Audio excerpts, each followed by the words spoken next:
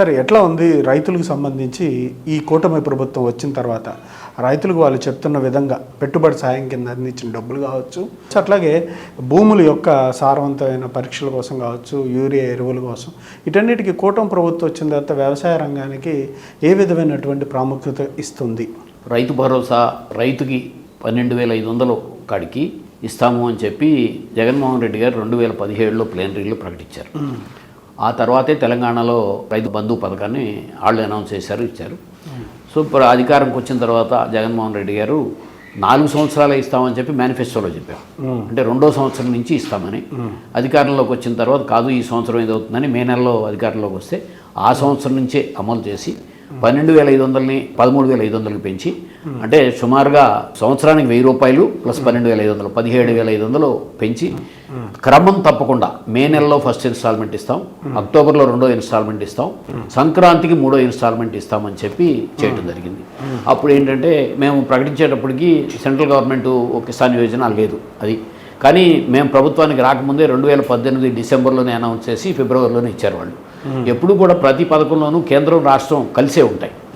అప్పుడు మీరు కేంద్రంతో కలుపునిస్తున్నారా అని చెప్పి మమ్మల్ని ఇచ్చేశారు.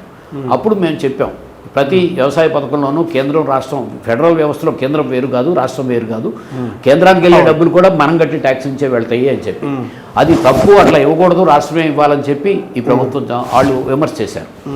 చేయటమే కాకుండా వాళ్ళు ఇంట్లో చెడు 13,500 20,000 చేస్తాం, మేము 20,000 5 సంవత్సరాలు ఇస్తాం, కేంద్ర ప్రభుత్వంతో సంబంధం లేకుండా మేమే ఇస్తామని చెప్పి చాలా క్లియర్గా చెప్పారు. అంటే ఇది ఒక చిన్న క్లారిటీ, కేంద్ర ప్రభుత్వంతో సంబంధం లేకుండా ఇస్తామని చెప్పారండి, హామీలు ఇచ్చారా? చెప్పారు. ప్లస్ కేంద్ర ప్రభుత్వం నుంచి ఎట్లా ఇస్తారని మమ్మల్ని విమర్శ చేశారు. ఇప్పుడు సరే ప్రభుత్వానికి వచ్చిన తర్వాత ఆ రోజు జగన్మోహన్ రెడ్డి గారి ప్రభుత్వంకి వచ్చేటప్పటికి 100 కోట్ల బడ్జెట్తోనే ఆయన స్టార్ట్ అయ్యారు. అది వాళ్ళ స్టేట్మెంట్లోనే ఏనాడు పత్రికలోనే వచ్చింది. 100 కోట్ల బడ్జెట్తో వచ్చి 6 నెలలు కూడా జీతాలు ఇవ్వలేరు, 6 నెలలకి ఈ ప్రభుత్వం పడిపోద్దని.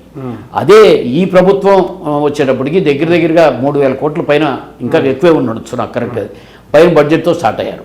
సో మొదటి సంవత్సరం అసలు 3 లక్షల కోట్లు కాదండి, ట్రెజరీలో నేను చెప్తాను. ట్రెజరీలో 100 కోట్ల ట్రెజరీతో ఆయన స్టార్ట్ అయ్యారు. వీళ్ళు దగ్గరగా 3,000 కోట్లతో పైన ట్రెజరీలో డబ్బులతో స్టార్ట్ అయ్యారు. అప్పులు కాదు నేను చెప్పాను. ఆ ట్రెజరీతో స్టార్ట్ అయిన తర్వాత కూడా ఫస్ట్ ఇయర్లో వాళ్ళు చెప్పిన సూపర్ 6లో పథకాలు ఏవి అమలు చేయలేదు. ఒక గ్యాస్ సిలిండర్లు ఇస్తామన్నారు, 1 సిలిండర్ ఇచ్చారు, అది కూడా చాలా మందికి వెళ్ళలేదు. ఈ రైతు భరోసా పథకాన్ని అనేది వాళ్ళు పేరు మార్చారు, సరే ఏదైనా సరే అసలు ఫస్ట్ ఇయర్ ఇవ్వలేదు. 2వ సంవత్సరం కూడా ఇప్పుడు ఇచ్చినప్పుడు 53,50,000 మందికి మేము ఉండంగా రైతు భరోసా వెళ్తే ఇప్పుడు సుమారుగా 46 లక్షల చిల్లరకి వాళ్ళు ఇచ్చారు.